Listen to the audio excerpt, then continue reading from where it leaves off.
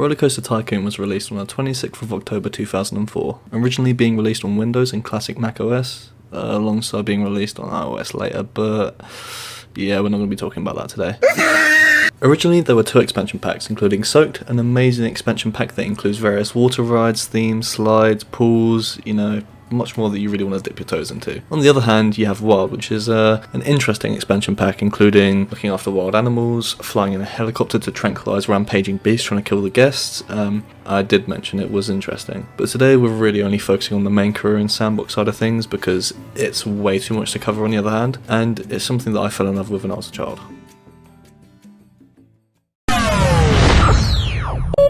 The reason I came back to this game was because I was lusting for nostalgia.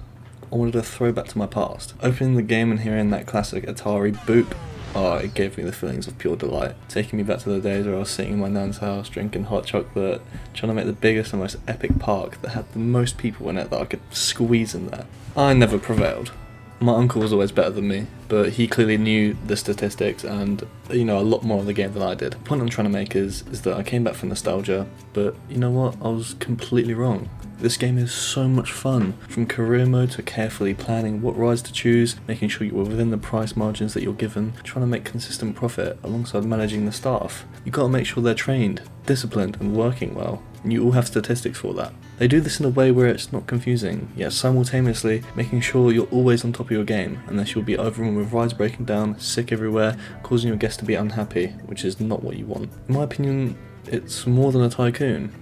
It's more than just building any roller coaster you want. It's an immersive experience where you feel like you have to be on top of your game, you have to do what's best for the park and what's best for your company. And it doesn't feel like a chore, it feels like you're just having so much fun while you're doing this, and it's really difficult to explain, and that's not something you get from these tycoon games. Some of them are really boring, some of them are really elongated, but this, it just feels like you are running your own company, and it really feels personal. It really does.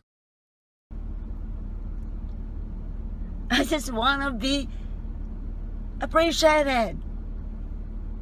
Now believe me, the game isn't perfect. It has a few flaws, especially the Platinum Edition, due to the fact it doesn't really have 1080p support, alongside quite a few bugs, crashes and glitches. With that out of the way though, I'd like to mention a few things that I really appreciate about Roller Coaster Tycoon 3. The wide variety of inventive and unique roller coasters, some mimicking those in real life and some completely out of fiction.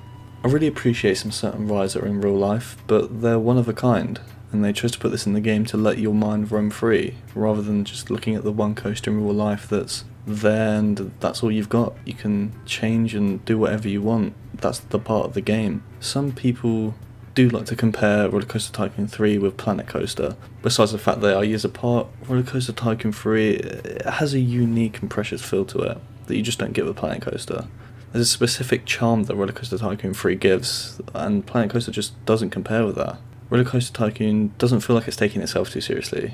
The wacky VIPs that come to the park and sign autographs, the insanely unrealistic coasters that I mentioned before that give it a certain feel that, I really enjoy. Most games these days are so realistic, and to come back to a wacky, silly game like this is a relaxing and enjoyable feeling. I personally love to build coasters. I myself would love to ride, whilst listening to lo-fi and letting my mind roam free. Alongside, in career mode, it really keeps you busy with all the elements explained earlier, which helps pass time during this current lockdown that's happening in the UK. Sure, I could go into more detail about what I don't like about the game, but in reality, it wasn't built for today's standards, and it isn't a AAA game expecting those type of standards.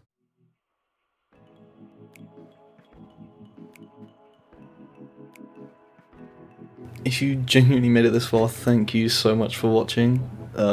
This video, I know it might not look like it, but it took me roughly like 6 to 8 hours to make. This is because I didn't really have any editing skills or any knowledge. I just kind of learnt across the way, and do you know what, I'm pretty proud of myself.